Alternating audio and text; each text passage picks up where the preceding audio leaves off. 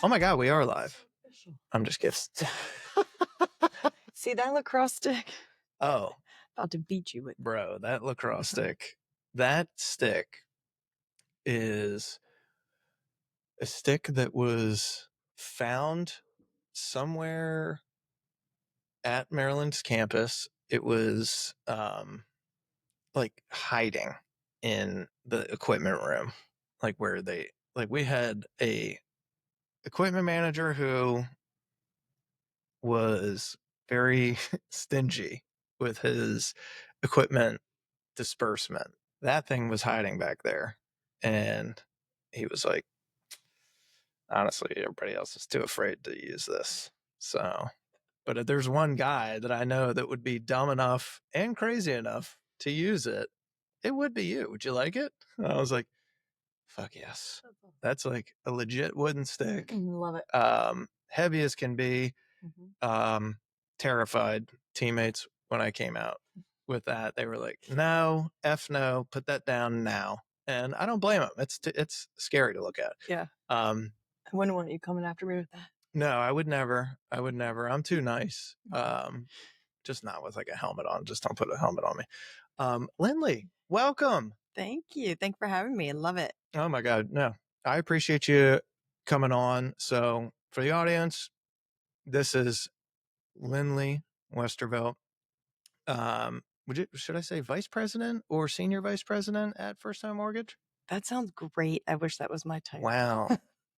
Either way, top producer there. And do I have the Scotsman's Guide top woman originator of 2024 on the podcast with me? Yes, ma'am. Yes, sir.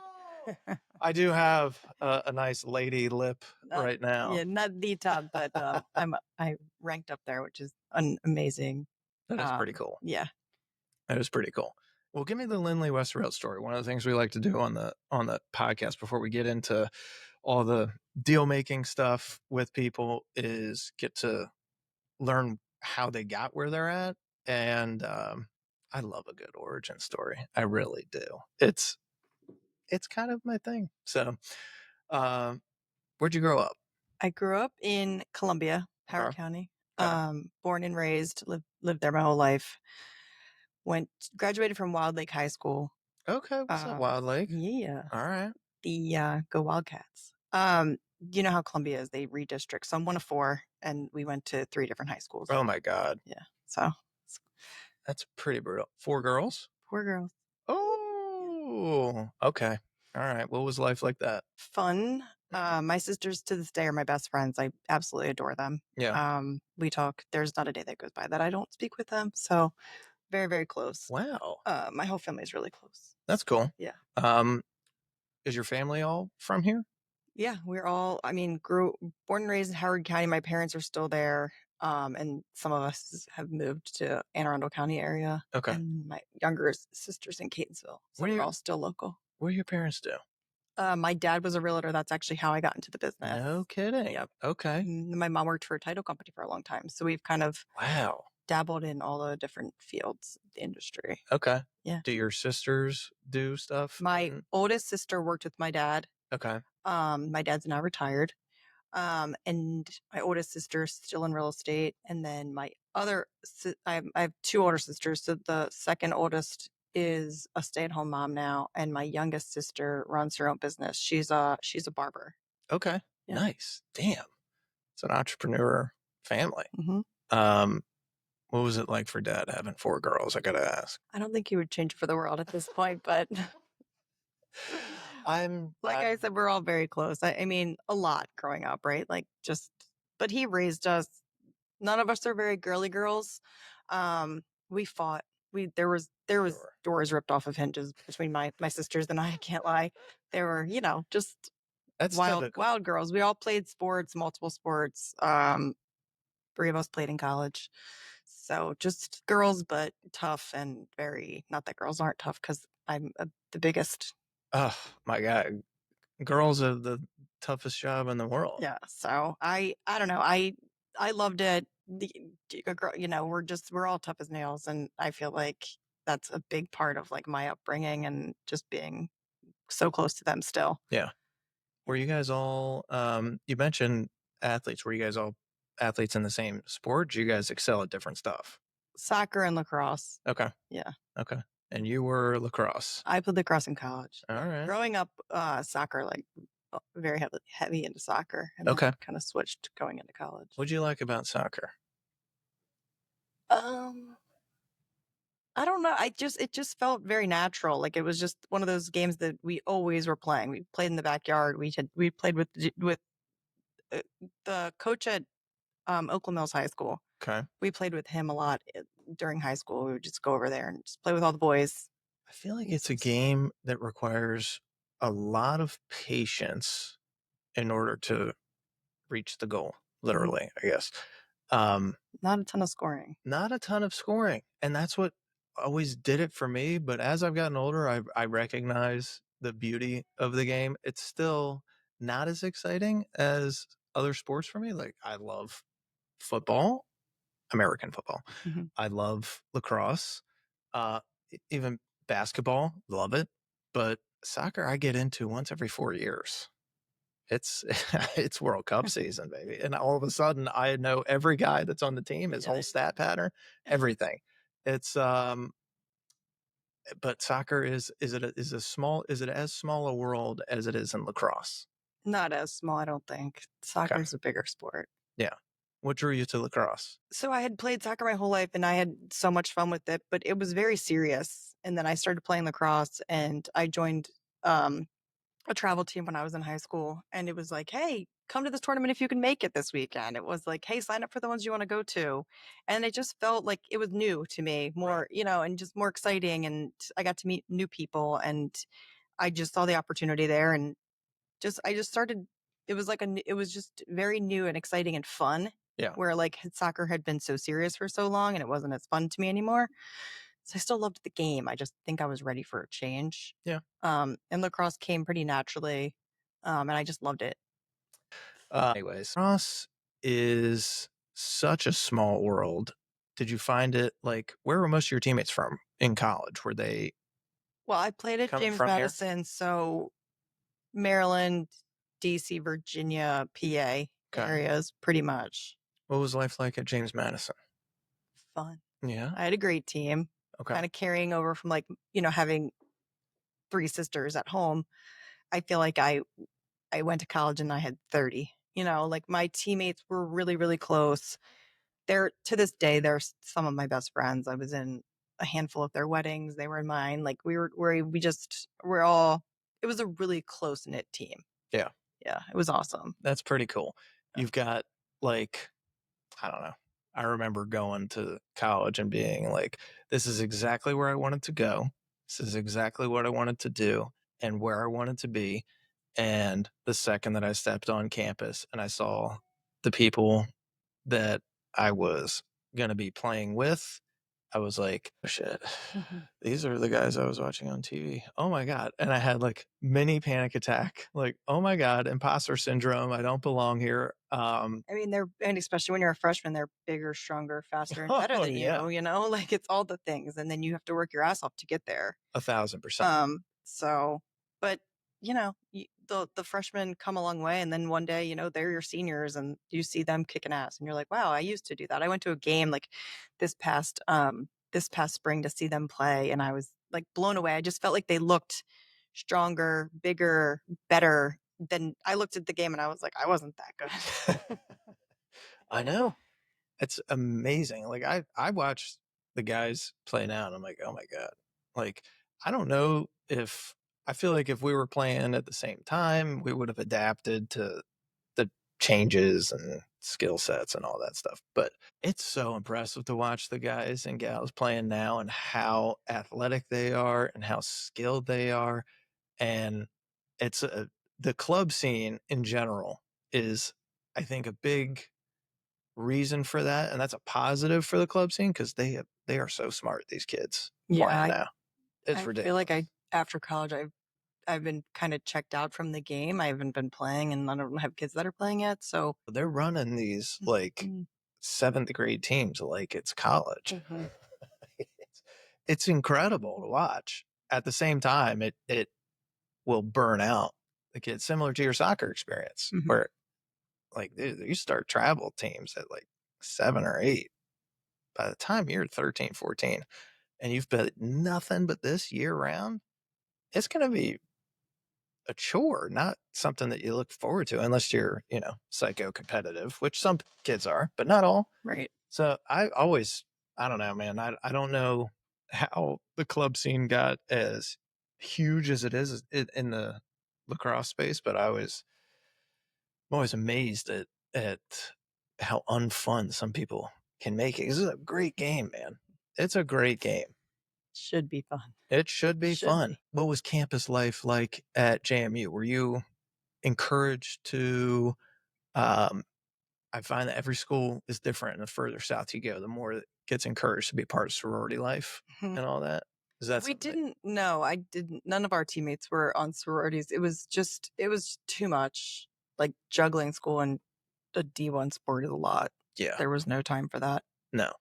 That's how it was at Maryland. Like we did not have like our fraternity was the team. It Yeah. wasn't like Right. Like, we we didn't would go to participate. our parties were the baseball team parties, Right. like Right. soccer team parties. It wasn't we'd go to a frat party here and there, but not as much as we would have if we weren't playing, I'm sure. Yeah. I have younger brothers that go. I'm the oldest of 5, so I have younger brothers that went to school down south, and they're like, "Oh yeah, instantly. Like you have to rush certain time. Like it's sorority and frat life is like everything." I'm like, I just don't understand that because I never had to. I was lucky. I had my own built-in Yeah. fraternity. Yeah, exactly. That's how it felt. Yeah, well, it's a cool feeling. Were you craving the independence from being at home, or because are you third in line I'm for the third. sisters? So you probably had a heads up on what college life is Oh, going to be like. totally. I Yeah, mean, 2 of them were at college when I went, so yeah. Oh you wow. know. So you guys are pretty close in age Yeah, then. pretty close. Yeah. One of them had graduated, but recently. So I saw her through that. Okay. She loved it. We all loved our colleges, so What'd you it study was in helpful. college? Actually, health science, which has nothing to do with what I'm doing now, but I picked what I was interested into at the time. What are the majors at JMU that people sign up for that just want to get a degree? Like at Maryland, there was a couple. It was like, all right, if somebody's a criminology major, they're just looking for that degree. We didn't have that, I don't think. It's a A great lot of crim the school. Don't get me athletes wrong. did kinesiology. Oh yeah, oh yeah, a lot of that. Mhm. Trying to Kines is wild. We had a couple of guys get real into it. They ended up playing pro sports though, so I guess it worked out. Yeah, it's interesting. I think it's important just to kind of pick what you're interested into at the time. And if you're not really sure what you're going to do when you grow up, you figure it Yeah. out. And most people take their first job and it's not going to be their forever, career path. So, Did you have a job coming out of college? no, no, I took the summer off because I was like, you know what? I've been working my ass off playing lacrosse for the last 4 years, round the clock. Like summers were training or taking more classes so I could graduate on time because Yeah. that was a requirement in my family. Um, And then so I graduated and I was like, I need to party and like hang out and like have fun and figure my stuff out before I just like jump into a job. Yeah. So I worked in Ocean City and lived in Ocean City and like basically a real world house for the summer. Where did you work? I worked on the golf course. I was the beverage cart girl. It was a blast. That's got to be It awesome. was a blast. You just flirt with golfers and I they was give gonna you say, dude, that has got to be incredible, especially in Ocean City during the summertime. It's just a bunch of horny old guys that super are easy. like, "Ah, You just easy, yes, all right, take my you just money." mess with them and be like, I'll take your shot and give them some drinks and then you're walking away with $100 bill. So it was nice. It was fun. What'd you do Just had a after that? blast. So I thought I wanted I did the health science major. So I Yeah. thought I knew I wanted to do something in sales, something with people, helping people. So I went to work with one of my girlfriends because she was doing medical sales. Okay. And I was like, Oh yeah. that sounds like a great job. I have the background. That's what I always thought I wanted to do. I feel like a lot of athletes get into medical sales Yeah. after. Yeah. And I realized I just didn't have the stomach for it. Yeah. I was like, I can't do this. I don't like being in the hospital. Oh, Can't do it. Um, so from there, my dad, like I said earlier, my dad was a realtor. right. And I remember going to work with my dad a handful of times and I saw, kind of how it was run, and I would go in there and I would, just hang out with him for the day whenever, I was younger. Um, and I remember I always saw the guy that was in the office that was helping all the realtors with, their contracts and with the money and the clients with helping them to figure out what their financing was going to take. And I was that that person for my dad. I always thought was interesting. I Yeah. was like, oh, that yeah. I was always kind of drawn to it because he was the one. He would like take our family out on his boat and buy me a drumstick when I was 10 years old, and I thought that guy was cool. Sold. That guy's So awesome. so I was like, "What is that? That guy's job sounds pretty cool." That was like when I was really little, what I saw, and then kind of getting out of college, I was like, "Oh, that job actually is really interesting to me." So my dad got me an interview, and then I got started. So that's kind of how I decided what I was going to do, and then I got started into it, and I actually liked it. So Have you always been a that's numbers person? not necessarily haven't been the best at I've, math, but I've I, always really liked it. Once it clicks, I love it. yeah, I've always had I've been good with numbers to a degree. And when it comes to like basic math, pretty good. But accounting and everything that goes into finance, I've told this on the podcast a few times. I don't know how I passed those classes. They were the worst classes in school for me, They're tough. far and away. Yeah. Finance and accounting. Oh God, there was not enough crosswords in the day for me to do. I couldn't pay attention. Couldn't pay attention at all. I was just crosswording that Diamondback newspaper all class long. Yep. Boring. Yeah, I think if you learn the basic skill sets with like people and how to sell and how to talk to people and figure out, where their pain points are and try to go from there, you can learn the industries, the in and outs, right? True. So like you have to be interested in it to some degree, but learning that I feel like the sales thing is more like what needs to be more innate. Yes, I agree. Because like what you guys do is not, you're that connector helping people get something, be able to get the funding for something Mhm. that they want. And it's beyond just, can we move this number here and this and plug in the data. Like you're more than a mortgage calculator. You can actually like talk through reasoning with And like strategizing with people, right? Like yes. someone calls you and they're What's a long-term plan? right. What's your short-term plan? What are we like what are your actual goals? Because I can sit here and look at all your stuff and tell you what you can do, but my job is more than just that. It's to tell you like, okay, this is what you can do, but what do you want to do? And Mhm. let's see how we can get there. Yeah, I always tell my clients, like, hey, I can tell you how much you're pre approved up to, sure, but like you're the one making your mortgage payment at the end of the day. That's not me. So we have to make sure that you're comfortable with all these numbers. Yeah. How much is going into this? And like what's the best strategy for this client? Yeah. Because they're coming to you with, the most expensive thing they're ever going to buy is Of their course. house. Yeah. Right. So you want to make sure that they feel comfortable and you gotta help them get that house. It's not just about like, hey, here's your payment and here's your numbers, but like, how can we make sure that you get your family into this next house? So Yeah. it's like, do you have a home that you're selling? How aggressive can we get with this offer? Like how many families are you going to be up against, right? So how badly do you want it? And like what are you willing to do? And then that's when I work very hand in hand with my agents and my clients to be like, let's get you this house. Yeah. You need to be fully pre-approved. I need all your stuff up front so I can call the agents and say, hey, we can close in 14 or 10 days, whatever we need to make that offer stronger than the one sitting right next to it where it might be the same sales price. Yeah. Yeah. Do you remember growing up with mom and dad doing these deals and if they would get a win like that and what life was like versus My dinner conversations, like, later in life were real estate. That's all we talked about. My dad and my sister would just sit there and go back and forth, and we'd all just be, like, sitting there. oh my God. Did you see the Joneses put theirs up? So overpriced. I remember my dad be, like, personally, offended if somebody didn't use him. Like, we're not friends with them anymore. We all are. Now, here's the problem. Here's the problem around Annapolis and basically not just Annapolis, but I would say greater Baltimore. You can throw a rock from anywhere and hit somebody with a real estate license. So that's a problem. Now the numbers are dwindling since, you know, things have gotten a little interesting in the market the last year and a half or so. So numbers are dwindling a little bit, but it's I feel like that's got to be kind of cool to be able to see those conversations as a kid and then grow up to be a part of them and be a big reason why somebody's getting something that they want. Yeah, and I always looked at it like there's real estate agents and then there's real estate professionals, right? So like the professionals are the ones showing up every day, going to work, grinding, not just, taking a listing when it or whenever it falls into their lap. Um, and for me personally, like I'm pretty disciplined. Um, my whole office, we encourage everybody comes in every single morning and we Yeah.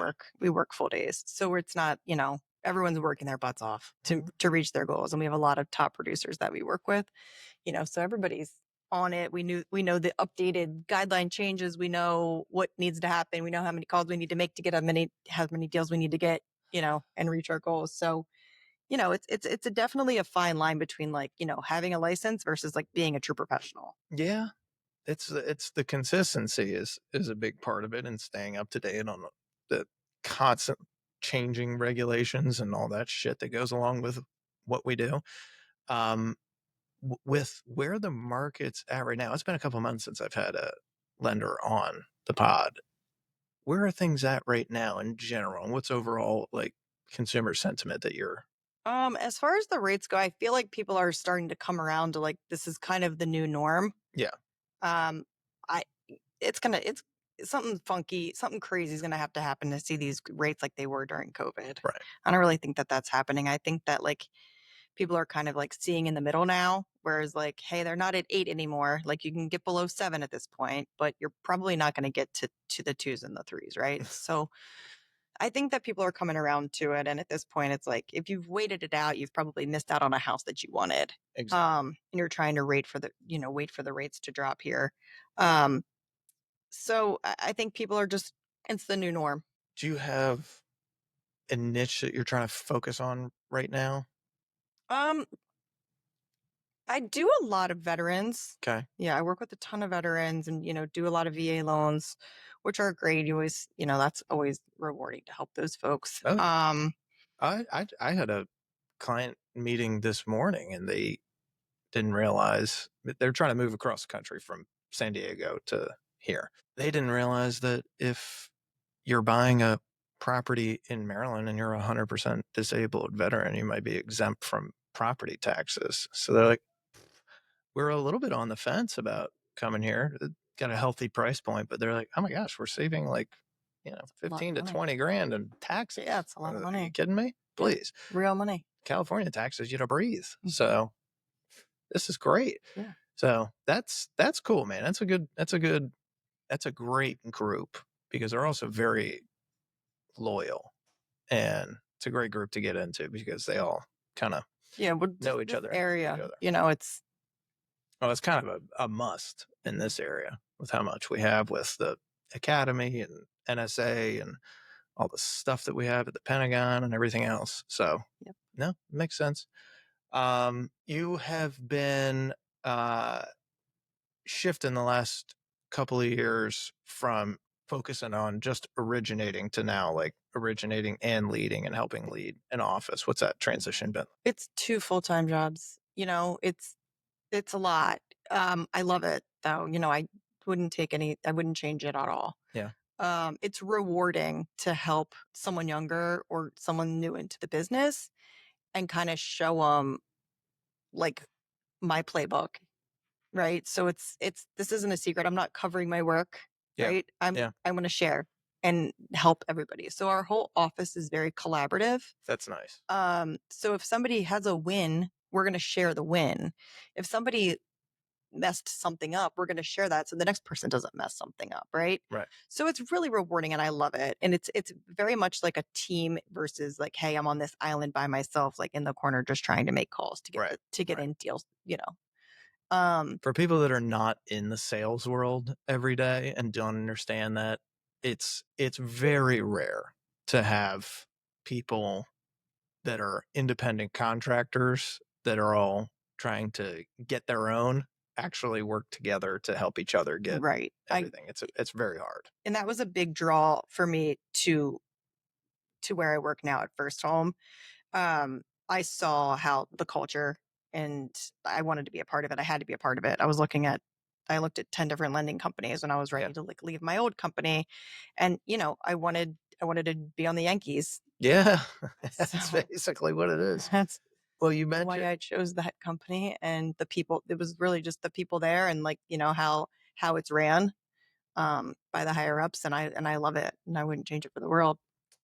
where did you get your start coming up? So you did the Ocean City um Cart girl. cart girl, let's get it. And then and then we go to what? I joined a big company, National City, and I was there for like 6 months, and then it went under. So National City. What is National City? huge, huge, huge, huge mortgage company and bank, Okay. out of the Midwest, and they shut their doors, with all that turmoil during that Was time it because it was a 2008, long, yeah, 2009 they shut it? exactly. Yeah. And so I kind of got in and realized like, hey, this is an absolutely terrible market. But the people that I was working with, I was like, well, they have time to teach me. Yeah. They're not slammed, right? And then I bounced around a little bit after that, and then I spent the bulk of my career at Prosperity, which is Long and Foster's Sure. mortgage company. Yep. So um, I was in my late 20s, and I got this opportunity to go work for Prosperity. And I was like, you know what? If I don't take this opportunity, I'll always, I'll regret that. Yeah. So I went and I worked there for 7 years. It was me and a guy that I'm very close with that I absolutely adore and love. Still to this day, we're very close. And we worked there and we did a ton of deals through COVID. I had I had two pregnancies there. It was great, but we both outgrew it. So I wanted to go off on my own. So we kind of parted ways, and that's when I landed at First Home. So I've been here for 3 years now. But yeah, the bulk of my career was spent at Prosperity as like an in-house lender. So I tell people now, like, hey, I did a ton of transactions. Like I know what I'm doing. Yeah. I saw a lot Yeah. of deals. I helped a ton of families. So that's reason to trust me. Yeah. Exactly. I mean, with First Home on the professional side of it, so like your internal side, what's the biggest difference working there versus somewhere else? So being like the difference between like being an in-house lender and an outside lender is, you know, how the companies are set up and run is the mortgage company is owned by the real estate company. Right. So, there's a lot of pressure on those agents, although they're independent contractors, to use their in-house company Sure. and to support them in everything that they do as a partner. So you're showing up to events, you're doing open houses, you're doing everything with the agents that work for the company that you work for, basically. Right. The biggest difference is you don't have that agent. You don't have like an office that you're walking through with just those core 40 or 50 agents, right? So you are out hustling, getting your own relationships and doing your own business. You're not expected to show up at a real estate office every morning. Yeah. So, um, it's more fun to me because I think that like you meet more people than you're doing business with the people that you are kind of picking in a way, or they're Sure. picking you, right? Because they know you, they like you, and then they trust you, Yeah. right? To give you their business and trust you with their business. So it's more fun. It's kind of like, hey, if there's a realtor in that office that is brand new and they're calling you and kind of expecting you to do their transaction for them, like I don't really deal with that anymore. I'm not interested in that. Yeah. Please go away. Yeah. Yeah, I mean, I feel like it's a mindset thing too, right? Like if you're, and this is no disrespect because I've had a lot of um, great relationships over the years with several people that started as in-house lenders somewhere for some Yeah. brokerage and have gone on to do the exact same thing, like either start their own shop or, um, go work for a private lender where they have a little more autonomy to do whatever. And there is freedom in that. There is independence. Um, there's a higher risk, higher reward with that. With the in-house stuff, I feel like there is pressure to use them, but it's I don't know. I always feel like if you have a bunch of people coming to you that are incentivized to use you, then it might turn your turn your power down a little bit. You know what I mean? You're not as hungry to go out and get stuff. So like, I can see that sometimes being maybe a comfort an enemy of somebody that wants to grow. Right? Exactly. And then, they're tying you to this other real estate company because, like, they're Sure. like, oh, here's my business card. Oh, you work for Prosperity. Like, your loyalties are going to lie with them. You're going to answer that agent's phone call Yeah. before you answer mine, kind of thing. Those are just some of the rebuttals. But, you would find outside people and still do outside work. But just overall, it's definitely challenging in a different way. Yeah. And, they were both challenging because, being an in-house person, like, you're expected to get a certain amount of market share. Sure. Um, and And the, if you don't, they're looking at you like, why aren't you? yeah, they're like, you're out of here. Yeah. You're not good enough. So it's a lot of pressure, but we had fun. It's Again, the guy that I worked with, we had a great relationship and we crushed it. We did really well. nice. It was a good, like, yin and yang kind of relationship. Um, so You know, the agents knew, like, you can call her or him and do you like being a partner? love it. Yeah. Yeah. Yeah. It's, Would you do it again yeah. with somebody else? I mean, I feel like I have that now in Yeah. a different way. Like, not working on the same account with anybody, but like having the ability to call anybody that I work with and pick up, just be like, hey, I need X, Y, or Z. Anybody would be willing to help. That's cool. Yeah. It's a good thing to have. Like I said, guys, it's very rare in the sales space. Yeah. I think a lot of times people feel like they're on their own island when they're in sales. 1,000%. So it takes a lot of trust and team building and, you know, but it's the work that you put into that is, it's the risk, like, outweighs the reward totally. Yeah, I agree. We touched on rates and kind of current state of things right now, just a little bit. I want to get a little bit more specific on kind of how consumers are treating the market. Are you what are you seeing on your side of things? Because we've got now several months worth of incredibly limited inventory, less than a year ago, which was also incredibly light.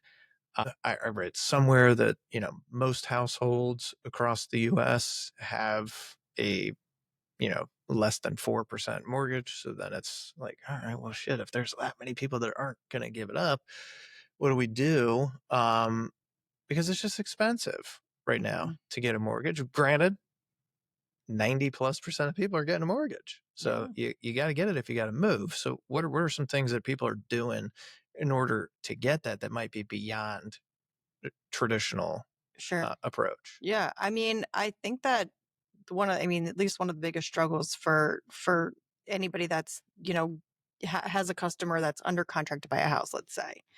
Um, since it's so expensive, most people are, like, going to the internet and trying to find the best deal possible. Yeah. Whereas, like, Yeah. um, you pay for what you get sometimes, like, right? So if you just go on the internet and try to find a rate and you bring it back to me, it's like, this is just so crazy low. Like, it's not, or, it's just not even real. Most of the time they don't ever deliver. Yeah. Um, or you're missing your deadline and whatever else, and your process is just freaking miserable. So it's, it's getting a client and keeping the client, Yeah. because everybody's like, oh, this seems high. You're like, well, it is, but we don't make the rates, it's like we're all getting the money from the same place. But with that being said, I mean, we do have, I mean, most people are buying down points. So, Okay. buying a point's basically paying paying upfront with your closing costs to get a reduced interest rate. So, How much of um, a reduction could you get? it's about a quarter to 3/8 for every point that you buy. Okay. So let's say, you're buying, you get a loan for $500,000. 1 point would be $5,000 at closing. And Okay. you're taking your rate from, let's say it's a 7% down to a 6.5 or 6.6. Interesting. What's the max you could buy down? Around 2, Okay. like 2.5 to. But at some There's just point, some wonky rules in there with, like, it being a qualified mortgage. So, gotcha. Okay. mhm.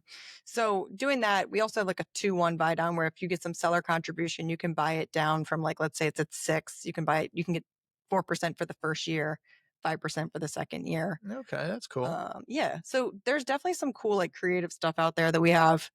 Um, and then we also there was a big push for like affordable housing from the agencies. So if you fall, you know, your qualifying income, if that falls between a certain parameters, you actually get like a reduction in your mortgage insurance and in your rate. So Wow. we used that a ton because again, I said qualifying income. So even if it was a couple buying a house together, if we could qualify them on just one, and you can keep the spouse on, but it's basically like just a reduction in the cost of the whole loan. So With what with the landscape right now and knowing all that, what offers do you see winning for your buyers? Is it still because we have like let me put it to you this way. What I'm seeing on my end might be different than what you're seeing. But on my end, it seems very um, location specific, property specific, and it's not getting 10 offers like it might have a year and a half ago, but it's getting two or three pretty strong ones. mhm, And it's with people that are removing a lot of contingencies, if not all. mhm. But that's for like a grade A premier situation. There are others that are like, let's call them a B plus situation. And those I feel like people can negotiate and get, you know, inspections done and get an appraisal done and not have much issue. But is that what you're Yeah, seeing on your end? it's pretty spread out, right? So it's very dependent on like, hey, how long has this house been on the market? What does the seller need? Um, but I try to do a ton of I do a ton of the work up front. So, you know, if we have a client that I've pre-approved, I'm running them for an appraisal waiver before we're even writing a contract. So we know that. Yeah. So that like, hey, if we can remove that contingency, that offer's gonna look even better. Yep. I'm making sure I get all of their paperwork, all of their financials up front so I can say, hey Shane, write 10 days. We're good. We got it. We can close that. Okay. Just remove as much as you can. It's not always all about the price. Sometimes No. people are like, "Hey, I need to close in 20 days. I don't want to wait 60 or whatever it Exactly. might Because be." I got to buy that other house. And I told them that I'd have this settled in Right. 3 weeks. Yeah. Yeah. I mean, I would say it's a very case by case. I'm calling it because I've seen it. I can't patent this term. I like it though. Goldilocks buyers, where it's got to be just right for them to pull the trigger on something unless they are hell bent on buying. It's not a fantastic market for buyers right now, but it is softening in some pockets and getting a little bit easier to negotiate, which I think is a relief. Yeah, I think the last couple of years, people that were moving, they needed to move. It wasn't Yeah. because they were like, "Oh, our house is kind of too small." Yeah. I mean, that's still It's kind of who's moving. It's not Mhm. that many people. I mean, I've had I don't know, half a dozen to a dozen clients push a search off for a year. So they're like, Or mm, they write an offer on a house and they don't get it for whatever reason. right. And then they're just like, "Well, we don't need to move, Well, we right? don't So need to. we don't really wanna keep looking," whereas in the past, it's like, "Hey, I'm gonna get pre-approved, and then I'm gonna go look at these 6 houses, and I'm gonna pick one of them." Yeah. Now it's like there's 1, you know? So if they're not getting that one, they're just like, "Well, we'll just wait. We don't need to really go anywhere right now." That's true. It's so true. We're seeing a lot of that. It's been a wonky like month, honestly, of just behavior that's been kind of unpredictable, I guess. Predictably unpredictable, if that's a phrase I can use. Um, Yeah, and I also feel like the spring market hit a little bit later this year. I yes, that's how I feel as well. I felt like the numbers are down across the board, not in value. Value is pretty flat.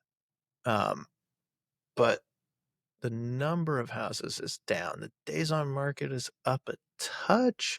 It just seems like it's very hit or miss, but I don't know. I mean, I feel like we do kind of follow the tailwinds of the stock market. Stock market seems like it's doing better now than it certainly was 2 months ago. So hopefully that means a month or two from now we'll be reaping the rewards of that. People feel a little bit more comfortable spending Yeah, where we've they definitely don't right ramped now. up as far as, like, pre-approval goes and Yeah. yeah.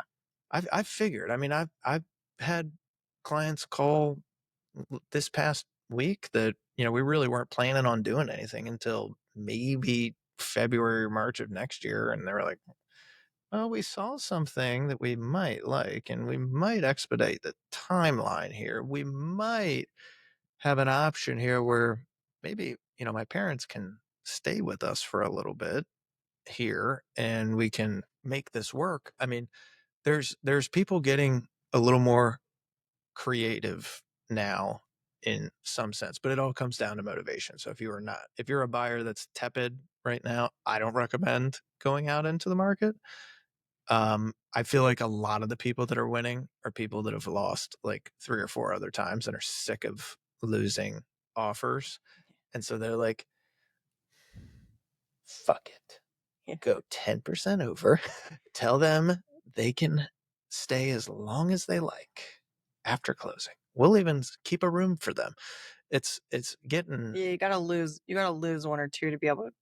yeah. In most cases, people are like, I don't need to be that crazy. And then they lose out, and then they lose out again, and then they're like, okay, well, I got to make it You really, really, eventually, really exactly. appealing to this seller to take this offer. Eventually you gotta feel that pain Mm-hmm. of missing out to the point where you're like, it's like almost a competitive thing, which can be dangerous sometimes because you're like, oh shit, I shouldn't be doing this, but I'm so fucking sick and tired of losing. You know what? We're going all in. We're pushing all the chips in. Yep. And if you don't, I've had a couple of people do that and still not get it. And then that's pretty demoralizing. 'Cause that's the only thing that is really like pause search is hard for me for like months on end is when somebody's like finally reached that, I'll call it generously, the fuck it stage, Mm-hmm.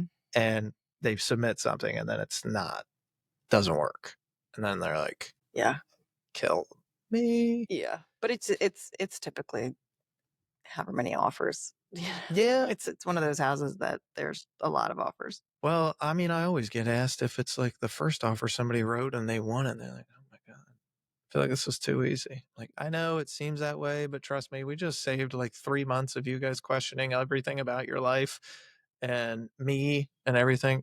You're getting a great deal in the Right. house. And this is where you want it to be. This is why you called me. Let's get it done. Right. But, you know, I haven't had many of those this year, but every now and again there is one that is like that. It's like, oh my God, Too easy. that was too easy. I don't know what's happening here. I feel like I'm so used to being run through the ringer that having a normal deal seems foreign. Um, what about I want to talk about how you manage all this stuff because I'm always like fascinated with top producers and how they can be excellent at what they do and still show up at home, show up, in the community and do all this stuff. It's fucking hard being an adult, man. It's so hard. And so I'm always like, oh my God, when I see somebody doing it really well, like, what's the secret? What are you doing? I'm probably not going to implement it, but maybe somebody else will. It'd be great to know. Thanks. Um, I think just all around, I'm high energy. But with that being said, I'm pretty organized and a lot of systems in Okay. place. Okay, System so person. I yes, like that. so when I have a deal, it's pretty much the same things, right? Like Yeah. I'm doing the same thing on each one. Organized as crap. Keeping it all together. And then just like having fun with it. I've been doing this a long time. So I feel like my job, I know what works and I know what doesn't work. So I'm Yeah. not wasting time trying to figure that out anymore. How long have So you been doing it? this was my first job out of college. So I'm not going to date Don't myself date here. It's yourself. Don't date Shane. yourself. We're going to say it's been a few years. Yeah, it's been a while. But I agree. It takes like for me, But like I'm confident, right? So like looking at my younger self, I would have been like, just you're it's going to take time to learn this business, right? But now I know what I'm doing, and I can speak to somebody buying a $6 million home, or I can speak to somebody buying their first home for $200,000, right? And I know how to help them, and I know how to navigate the process with a lot of confidence because again, I've done a ton of transactions, and I know what goes into this, and I know what needs to happen. So for me, just like making sure I'm making the most out of my time. yeah, So I know that I can make my phone calls while I'm driving, right? I can get into the office and knock out what I need to do and then be on my way to my next thing. That right? is efficiency So I do not have. I am impressed. thanks. Because I feel like I'm on the phone all the time, and then when I get in the car, I'm like, I just want quiet. Or if I get home, I just want quiet. I never get it, but Yeah. you know, I also have a good support system yeah, at that's home, huge. at work. I have really good people in my life. I'm very blessed. That's huge. So I think it's important to make sure that your support is what you need your support to be, Yeah, and it's a two-way street. So like you have to make sure that, the people that are on my team at work are happy and that like they're doing what I need them to do, but I'm also doing what they need me to be doing. yeah, And same with at home, yeah. right? Like three little kids, same as you. Like you need help and you need like that person to be happy and then you need to make sure that they're fulfilling what you need and what your kids need. So that's like a three-way street over there. But Yeah, yeah. I mean, you just never get a chance to turn off, I guess. yeah, it's a lot, but That's a lot. yeah, it's a lot, but it's fun. Keeps you going. I hope so, because it sounds exhausting. It really does. I'm getting ready to take a nap just listening to it. Holy shit. I mean, what talk about the home team for a little bit. What are the kids like? What's your husband do? Husband's great. He runs his own consumer product business. He has a laundry detergent company for like your synthetic fabrics. What? So yeah, like your gear. He was a lacrosse player Yeah, too. yeah, yeah. So he was playing after college and realized that there was a problem with like cleaning turf, and that from there kind of like spiraled into this laundry detergent business. So your stinky clothes, like your kids' soccer shin guards, their socks, your nice Lululemon shorts that you wear to the gym that get sweaty that you need to get the funk out of. So it's a pretty cool business. It's called Hex Performance. So he's busy with that. What's that And like living with another entrepreneur? It's it got to can get it can be challenging. stressful at times. Yeah. Yeah, for sure. So you have to travel a lot for He it? used to. Yeah. Prior to COVID, he was always gone. So probably got to do sales shows and trade shows and all A kinds bunch. of It's stuff. it's a Oh my lot of God. stuff. So yeah, but he's a lot of his stuff like went virtual now that everyone realized that you can operate life like that. Yeah.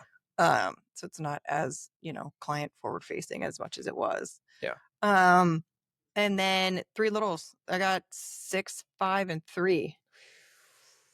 Plans for A more? lot of no. I'm done.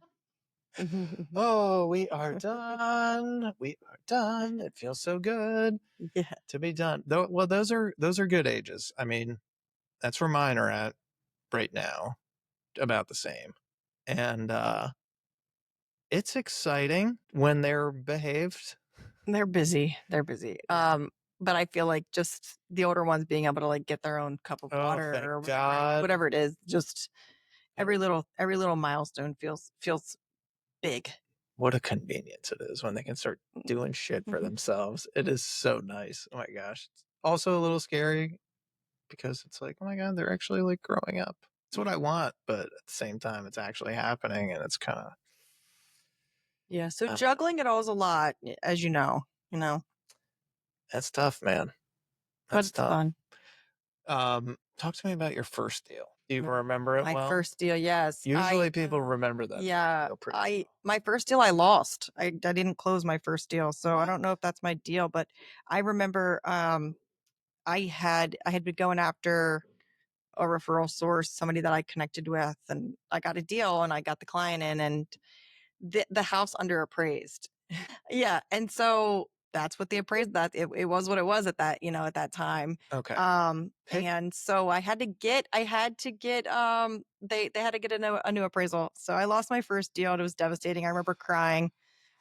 Which I don't remember the last time I've cried because of work, I think but I remember, yeah, one of the first ones I did was actually somebody that used the Maryland mortgage program to buy their first house, and it felt awesome because I was able to get them all this free money from the state, and like it just felt so good. I felt like I had like hit a home run. I remember going to the closing with like, I think I got him a cutting board or like it was a bottle of champagne or something, yeah. and I would just remember being like really young, like helping somebody that was like a little bit older than me at the time and being like, "Oh my gosh, I got you all this free money." It just felt like fireworks. It was awesome and I loved it. And ever since like that moment, I remember just being like, I have to keep doing this.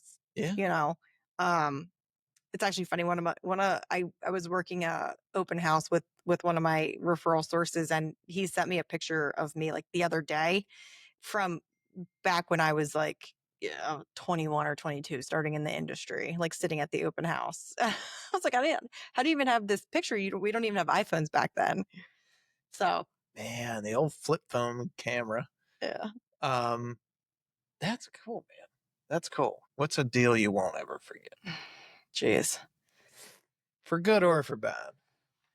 We've all got a couple. Yeah, they're all nothing's as easy as like it sounds or looks, right? So like there's always something going on. I mean, I've had people go to closing with just one spouse. That happened this week. It's Monday. Just so you Um, guys know, you do need two if both are on the deed, unless that first person wants to get a quick power of attorney in and start so signing and it's break their always hands. interesting. There's never a dull moment, I should say, which is what keeps you going. You know, it's fun and it's exciting and you're helping people and there's always like a mess, but I like to figure out the solution before going to anybody with a problem. Yeah.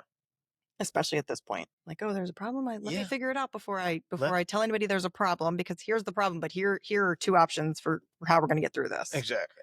That's a great way to put it. That's something that I learned from Matt Nader. The best. The best at that.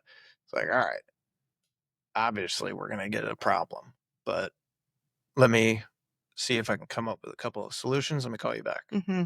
And just like immediately go into solving those. Solve Like mode, it's right?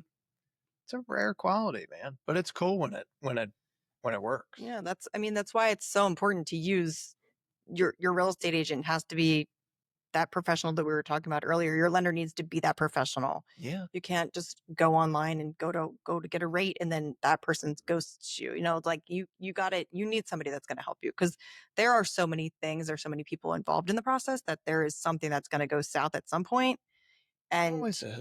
you need the problem solvers in your corner. Yeah. Yeah. Well, where do you kind of see the mortgage landscape or real estate landscape going over the next 6 months or so? Um, well, I think it's going to stay a strong market. Okay. I really do. We'll see what happens with these rates. I think that a lot of things in the economy has to happen before the rates are really going to drop at all or much more. Yeah. This inflation stuff's got to get under control. It's been interesting. I saw something on that Powell, maybe I was listening to Bloomberg radio or something like that, and heard him last week talking about, you know, more people than don't would like to do rate cuts on our committee, but we have to wait for the data to tell us that we can do it. We're not quite there yet, but we're optimistic that we can get a rate cut or two by the end of the year. Yep. But can't guarantee anything. No. And Which they've been saying it for a while now. been saying that for a while now, which sucks. Because I also remember like last year at this time, they're like, we're gonna do 5 rate cuts. Right. And I was like, hell yeah. Yeah. Getting all excited. But no, Me too. what a tease. Yeah. What a tease.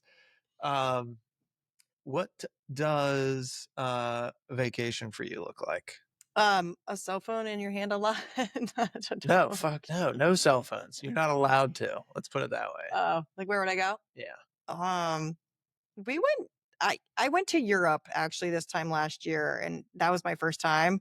Really? Uh-huh. I've never been, so I'm curious. And I was like, I gotta get back here. It's old as shit, isn't it? It's awesome. I mean, I went to Monaco, which is like the bougiest place in Europe. I feel like it's Ooh, one of those very places. bougie. It was like Are they getting Hex laundry detergent let's hope so. over there? Let's hope so. Let's go. Come on, Hex.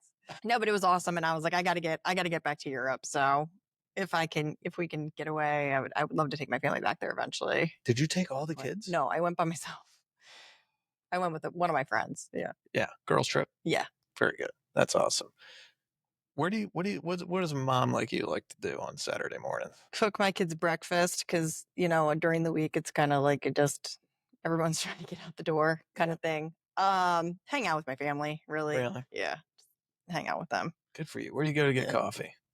Rise up. Rise up. Rise up.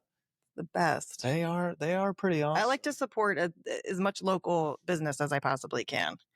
Um, Got to keep those shops open in Savannah Park. Oh my God, yeah. Well, don't worry, we're doing a good job of it.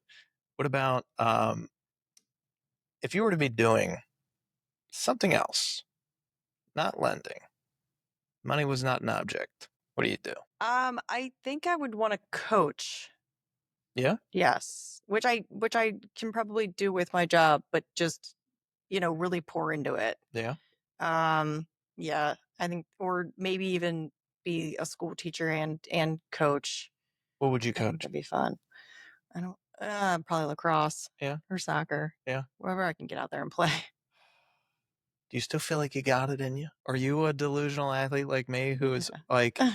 I think that I am 15 years younger than I actually am, and that I could still move the way that I used to? Yeah, I I mean, rolled even my just ankle playing, walking up the stairs 2 days ago.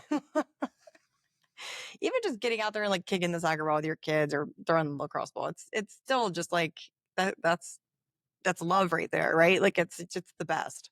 That is awesome. So It's a great feeling. I don't Right know now how. I we're don't know if I could like go out there and juke anybody out anymore, no, but no, but that's not the point. That's not the point. We're out here. I'm here to show you what goes where, how to do stuff. Coaching is awesome, man. Coaching is awesome. Is that what was your dream job growing up? um, You know, some people want to grow up to be a doctor, a lawyer, a mhm. police officer. I never had that. Really? No, I always knew I wanted to have a family. I Yeah, don't. I think that was more of like my that was what I 100% knew that I wanted to do. But as far as yeah, a career path goes, I don't know. I probably wouldn't have said what I'm doing now, but I love what I'm doing now. yeah. It Yeah. is cool. What's the next 5 years look like? What do you hope it looks like for you Um, professionally?